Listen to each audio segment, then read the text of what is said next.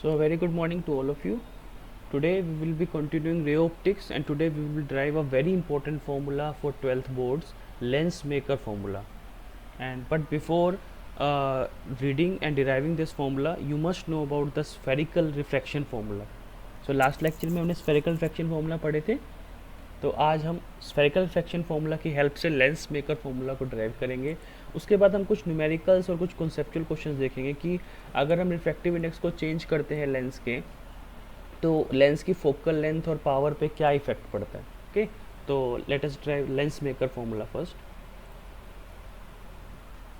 So lens maker formula, as the name is suggesting, lens maker formula जो lens को create करते हैं, जो लेंस को मैन्युफैक्चर करते हैं, उनके लिए ये फार्मूला बहुत इंपॉर्टेंट होता है. बिकॉज इससे वो डिसाइड कर पाते हैं कि अगर हम लेंस का रिफ्रैक्टिव इंडेक्स इतना रखेंगे, मेटल का रिफ्रैक्टिव इतना रखेंगे, तो लेंस की फोकल लेंथ कितनी होगी, पावर कितनी होगी.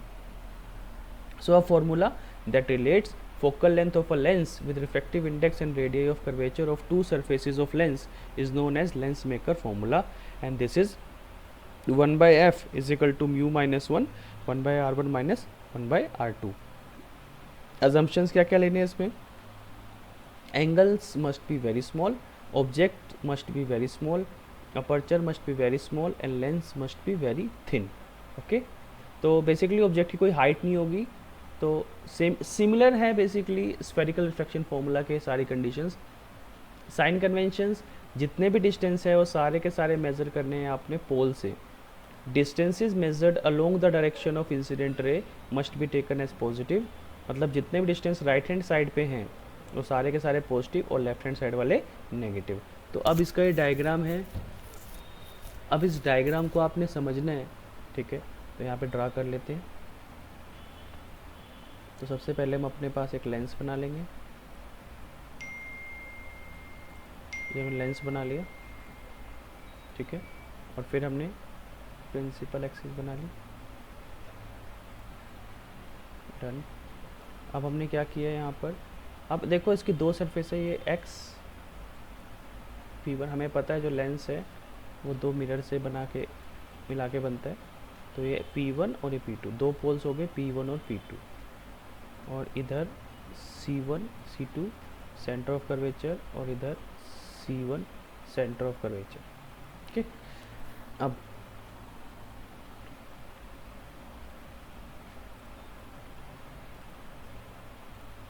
तो फर्स्ट हमने ऑब्जेक्ट को यहाँ रखा. अब ये ऑब्जेक्ट की कोई हाइट नहीं है तो ये पॉइंट ऑब्जेक्ट है. ओके, तो सबसे पहले वो एक्स P1 Y पे जाके टकराएगा.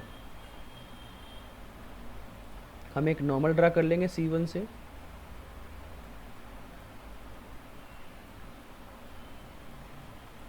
ठीक है, ये एयर है तो एयर का रिफ्रैक्टिव इंडेक्स μ1, लेंस का रिफ्रैक्टिव इंडेक्स μ2 और फिर यहाँ पर μ1. मतलब दोनों लेंस के दोनों साइड पे एयर है. ठीक है, μ1 है एयर का रिफ्रैक्टिव इंडेक्स, μ2 है ग्लास का रिफ्रैक्टिव इंडेक्स. तो पहले इस सरफेस पे आया एक्स P1 Y पे, तो रे कहाँ से कहाँ जा रही है, रेयर से डेंसर जा रही है, रेयर से डेंसर जा रही है. So it will bend towards the normal, मतलब ऐसे बेंड हो जाएगी ये.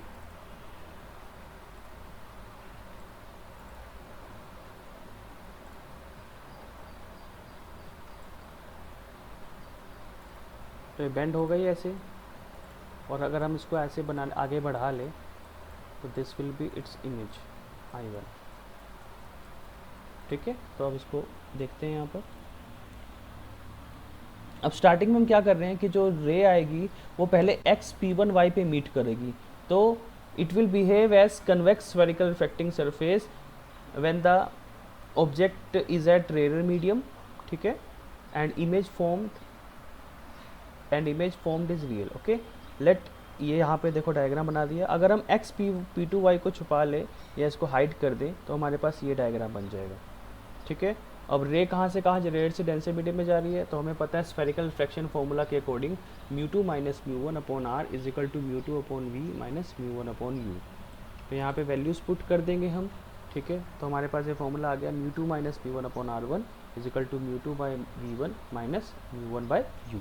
अब दूसरे केस में हम कह रहे हैं कि अब वो जो रे ऑफ लाइट है वो ग्लास के अंदर आ चुकी है, लेकिन अब वो ग्लास से एयर में जाना चाहती है दोबारा से. तो अब XP1Y नहीं है, अब सिर्फ XP2Y है। तो अब XP2Y के मतलब डेंसर मीडियम में है अभी वो, और रेयर मीडियम में जाना चाहती है। तो देखो अब यहाँ पर note late now let XP2Y surface exist, XP1Y does not exist, ठीक है, बिकॉज वो XP1Y से रिफ्रैक्ट हो चुकी है, अब XP2Y से रिफ्रैक्ट होगी। So according to principle image for first behaves like an object for second. जो ये जो इमेज बनी है ना I1, it will be behaving as a virtual object for XP2Y now. तो ये बन गया I1 is behaving like virtual object whose virtual image formed at I।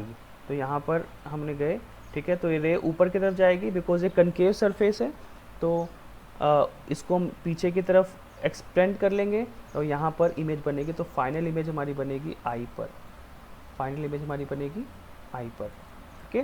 तो light is going from density to radial medium, हमें इसका formula ही पता है, μ1 minus μ2 upon r is equal to μ1 upon v minus μ2 upon u। Values को put कर देंगे, यहाँ हमने वैल्यूज़ पुट कर दी, ठीक है। तो फिर हम फर्स्ट और सेकंड इक्वेशन आ गई, इन दोनों इक्वेशन को हम जोड़ देंगे, ये μ2 माइनस μ1 कॉमन आ जाएगा, 1/r1 माइनस 1/r2, और यहाँ से μ1 कॉमन आ जाएगा।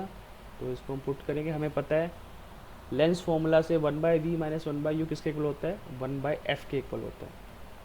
तो this is it, if object is at infinity, image formed at focus, that is if mu is equal to infinity then v is equal to f। तो this is it, this is our lens maker formula, this is very very important, और इस पे numericals भी हम कर रहे हैं, ठीक है। तो न्यूमेरिकल्स करते हैं आगे। A mirror and a lens are placed in water, what is the effect on focal length if any, explain। अगर हम मिरर को ये और एक लेंस को वाटर में रख दे तो क्या उनकी फोकल लेंथ पे कोई इफेक्ट पड़ेगा? ये बहुत इंपॉर्टेंट क्वेश्चन है एक मार्क्स के लिए। There is in case of mirror there is no relation between refractive index and focal length of mirror, therefore by changing the refractive index there is no effect on focal length of mirror. तो mirror के case में तो अगर आप उसको पानी में रख दोगे किस में, बिकॉज उसका रिफ्रैक्टिव इंडेक्स से कोई मतलब ही नहीं है। मिरर के केस में रिफ्रैक्टिव इंडेक्स पढ़ते ही नहीं है, बिकॉज जब हम मीडियम को चेंज करते हैं तो चेंज क्या होता है, रिफ्रैक्टिव इंडेक्स चेंज होता है। लेकिन मिरर के केस में रिफ्रैक्टिव इंडेक्स का कोई फर्क नहीं पड़ता, तो मिरर के केस में फोकल लेंथ चेंज नहीं होगी। लेकिन इन केस ऑफ लेंस अब क्या होगा, देखो यहाँ पर initially lens is in the air, initially lens air में है, लेकिन जैसे हम उसको a mu G is equal to mu G upon mu है, तो कितना रिफ्रैक्टिव इंडेक्स है 1.5, कितना रिफ्रैक्टिव इंडेक्स है 1.5। बट और यहाँ पे हो क्या रहा है, दोनों तरफ एयर है, जब हम उसको एयर में रखते हैं तो दोनों तरफ एयर, जो लेंस है वो ग्लास का है। लेकिन जब हम उसको पानी में रखते हैं तो जो लेंस है वो दोनों तरफ से पानी से घिर जाएगा, तो इधर भी वाटर इधर भी वाटर। देखो यहाँ पर तुम्हें लग नहीं रहा कि ये कौन सा फॉर्मूला बन रहा है, लेंस मेकर फॉर्मूला से नहीं निकाल सकते आप इसको, उससे ही निकालेंगे लेंस मेकर फॉर्मूला से। देखो एयर से ग्लास में जाएगी, फिर ग्लास से एयर में जाएगी, लेकिन अब क्या हो रहा है, वाटर से ग्लास, फिर ग्लास से वाटर, ठीक है। तो अभी रिफ्रैक्टिव इंडेक्स 1.5 था, लेकिन जब हम ये करेंगे वाटर से ग्लास में जाएंगे तो mu G upon mu W, तो ये आ जाएगा नियरली 1.1।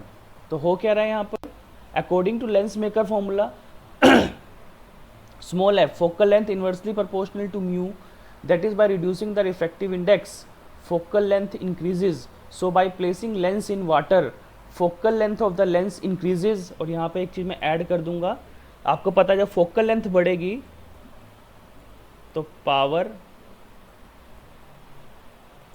Of lens decreases.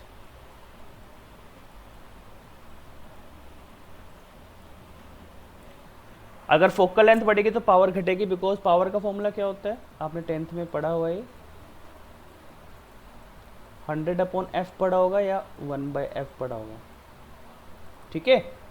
तो दोनों का इफेक्ट जान सकते हैं हम इसमें। नेक्स्ट क्वेश्चन है हमारे पास, in an experiment image of an object is not at sharp focus, image sharp focus पे नहीं है, without disturbing the position of the object lens and screen suggest a possible method to get clear focusing. हमने एक experiment किया, उसकी image नहीं clear नहीं आ रही, मतलब शार्प फोकस मतलब बिल्कुल क्लियर नहीं दिख रही हमें, शार्प पिक्चर नहीं आ रही, धुंधली दिख रही है। तो without disturbing the position of the object, lens and screen, तो अगर आप चाहते हो कि उसकी क्लियर इमेज बन जाए, और आप ये भी चाहते हो कि आप ना लेंस को छेड़ो, ना ऑब्जेक्ट डिस्टेंस को छेड़ो, और ना इमेज डिस्टेंस को छेड़ो, तो आप क्या कर सकते हो उसको क्लियर फोकस करने के लिए? By placing the apparatus in water, अगर हम उसको प्लेस कर दें वाटर के अंदर, तो अब अभी आपने पढ़ा यहाँ पर पिछले केस में कि अगर हम लेंस को वाटर में रख देंगे तो उसकी फोकल लेंथ बढ़ जाएगी, पावर घट जाएगी। Is that clear? ये 1 नंबर का क्वेश्चन है, लास्ट टाइम बच्चों को दिक्कत हुई थी, 1 मार्क का MCQs ये बोर्ड में आ सकता है कि what will happen to the focal length and power if the lens is placed in water. ठीक है, तो उसके 4 ऑप्शन थे, तो उसमें से मेन ऑप्शन क्या है? Focal length increase, power decrease. Next, effect of variation of refractive index on a lens. अब let initially lens is in air, lens air के अंदर है, तो उसकी फोकल लेंथ है मान लो f1, μ1 -1 1/r1 -1/r2, ये लेंस मेकर फॉर्मूला। तो यहाँ से म्यू की वैल्यू आ जाएगी, μ1 की वैल्यू अभी एयर के अंदर है, तो अगेन वही ऐसे ही बनाएंगे हम, एयर, ग्लास और एयर। तो क्या फॉर्मूला होगा? A/μg, तो इसका फॉर्मूला μg/μa। तो जब हम यहाँ पे μ1 की जगह वैल्यू पुट करेंगे, फिर हम इसका एलसीएम ले लेंगे, तो हमारे पास ऐसे आ जाएगा। लेकिन अगर हमने वाटर में रखा है उसे, अगर हमने उसको वाटर में रख दिया, तो अब क्या हो जाएगा? 1/f2 μ2 -1 1/r1 -1/r2 μg -μm upon μm। μm मतलब जो भी मीडियम है, चाहे वो वाटर हो, चाहे वो कोई भी और मीडियम दिया हो आपको, 1/r1 -1/r2। तो यहाँ से फॉर्मूला बनता है। अब ये फॉर्मूला न्यूमेरिकल्स के लिए बहुत ज़्यादा इम्पोर्टेंट है। अगर वो आपसे, अगर एक क्वेश्चन आए आपके पास कि what will be the focal length of a lens whose focal length in air is 20 centimetre, air के अंदर उसकी जो रिफ्रैक्टिव फोकल लेंथ है वो 20 सेंटीमीटर थी। ठीक है, तो जब हम उसे एक मीडियम में रखेंगे जिसका रिफ्रैक्टिव इंडेक्स 1.33 है, तो उसका न्यू फोकल लेंथ क्या होगा? तो आप क्या करोगे इसमें? जैसे मैंने क्या बोला आपको कि जो एयर में जो फोकल लेंथ है वो f1 हो जाएगी ना, वो 20 हो जाएगी, और μg आपको पता ही होता है कितना होता है μg, 1.5, μa कितना होता है 1, और मान लो उसको हमने वाटर में रखा है, तो μm की वैल्यू है 1.33। ये वैल्यूज़ याद होनी चाहिए आपको। ठीक है, तो आप कैसे बनाओगे? f2 = f1 μg minus μa into μm, μa into μg minus μm, ये फॉर्मूला बनेगा। अब हम वैल्यूज पुट करते हैं, तो देखो ये फॉर्मूला बहुत इंपॉर्टेंट है। आप अगर नीट की या किसी की भी तैयारी भी कर रहे हो, AIEEE वगैरह की, तो उसमें भी ये क्वेश्चन बहुत बार पूछे जाता है इसमें से। तो देखो हम कैसे करेंगे इसको। तो f2 = f1 की वैल्यू कितनी 20, μg की वैल्यू 1.5, μa की वैल्यू 1, μm की वैल्यू 1.33 डिवाइड बाय μa की वैल्यू 1 इंटू 1.5 माइनस 1.33। इसको सॉल्व करेंगे, 20 इंटू 0.5, ठीक है, इंटू 1.33 अपॉन 1.5 माइनस 1.33। इसको सोल्व कर लेते हैं, तो ये आ जाएगा 0.5 माइनस 1.33, ये आ जाएगा नीचे 0.70। इसको सॉल्व करेंगे हम, 20 इंटू 0.5 10 हो जाएगा, इंटू 1.33 13.3 डिवाइड बाय 0.17।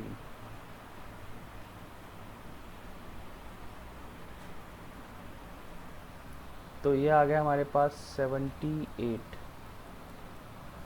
तो क्लियरली दिख रहा है आपको यहाँ पर जो आंसर आ रहा है आपके पास, जो न्यू फोकल लेंथ आ रही है वो आ रही है 78। तो फोकल लेंथ बढ़ी या घटी? बढ़ी। तो यहाँ से हमारे पास प्रूफ हो जाता है कि अगर हमने लेंस को किसी दूसरे मीडियम में रखा एयर के अलावा, तो उसका फोकल लेंथ बढ़ जाएगा, और अगर फोकल लेंथ बढ़ेगा तो पावर घटेगा। ये क्वेश्चन मैं इसलिए बार बार कह रहा हूँ बिकॉज ये क्वेश्चन में पिछली बार बच्चों को बहुत प्रॉब्लम आई थी।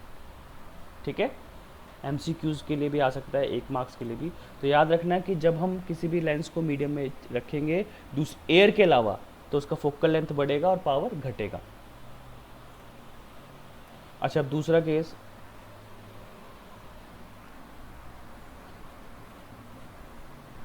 केस, हमारे पास ये है कि अगर हम एक पैरेलल बीम को, अच्छा हाँ, ये if mu G is equal to mu M. अब इसी के अंदर अगर यहाँ पे अलग अलग केस है, अगर mu G is equal to mu M हो जाए तो infinity it will be disappear और बिहेव लाइक ग्लास। ये एक आंसर आता, क्वेश्चन आता है आपके पास, what is the condition when the lens placed inside the medium became invisible या डिसअपियर। तो वो तभी होगा जब उन दोनों का रिफ्रैक्टिव इंडेक्स इक्वल होगा। If mu G greater than mu M, F2 by F1 is equal to positive on property, मतलब अगर वो कन्वेक्स है तो वो कन्वेक्स ही रहेगा, और अगर कनकेव है तो कनकेव ही रहेगा। लेकिन जिस मीडियम में आप इमर्स कर रहे हो, उसको डुबाओ, जैसे कि वाटर है, मैं आपको बोलूँ कि वाटर के अलावा मान लो आपको पता है लेंस ग्लास का बना होता है, उसका रिफ्रैक्टिव इंडेक्स होता है 1.5। तो अगर मैं एक ऐसे मीडियम में उसे इमर्स करूँ जिसका रिफ्रैक्टिव इंडेक्स 1.5 से ज़्यादा हो, 1.7 है, तो अब क्या होगा, जो फोकल लेंथ है वो नेगेटिव हो जाएगी। अगर मान लो कन्वेक्स को मैं डुबो रहा हूँ एक ऐसे मीडियम में जिसका रिफ्रैक्टिव इंडेक्स 1.7 है, तो वो कनकेव बन जाएगा। Is that clear? यहाँ पर ये आ रहा है, a parallel beam of light is incident on the lens, trace the path of rays if n1 is equal to n2, if n1 less than n2, if n1 greater than n2। तो देखो यहाँ पर क्या हो रहा है, अगर n1 और n2 इक्वल है तो it will behave like a glass plate, ये ग्लास प्लेट की तरह बिहेव करेगा, इट विल बी ट्रांसपेरेंट। इस केस के अंदर अगर इक्वल है तो इट विल बी ट्रांसपेरेंट, बिल्कुल स्ट्रेट रेज जाएंगी, कोई रिफ्लेक्शन नहीं होगा, कोई रिफ्लेक्शन नहीं होगा, स्ट्रेट रेज जाएंगी। बट अगर n1 n2 से छोटा है, अगर n1 n2 से छोटा है तो उसका जो नेचर है वो भी चेंज नहीं होगा, ये कन्वेक्स ही रहेगा। बट अगर n1 की वैल्यू n2 से बड़ी है तो हमारे पास उसका नेचर चेंज हो जाएगा, वो कन्वेक्स था तो वो कनकेव बन जाएगा। ठीक है, यहाँ पे भी देखो, नीचे वाले केस में भी देखो, सेम ऐसी।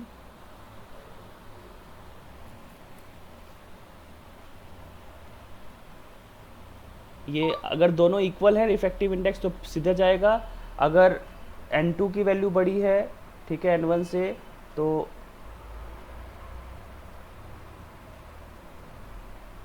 आपके पास same nature mu G mu M.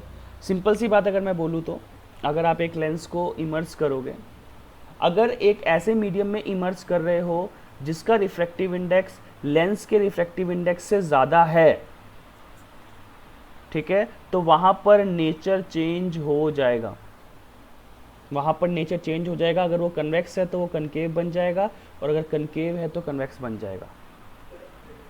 Is that clear? तो नेचर चेंज होने की कंडीशन क्या है कि अगर आप लेंस को एक ऐसे मीडियम में रखो जिसका रिफ्रैक्टिव इंडेक्स उससे ज़्यादा हो, लेंस के रिफ्रैक्टिव इंडेक्स से ज़्यादा हो, तो उसका जो नेचर है वो चेंज हो जाएगा। अगर वो कन्वेक्स है तो कनकेव, और कनकेव है तो कन्वेक्स।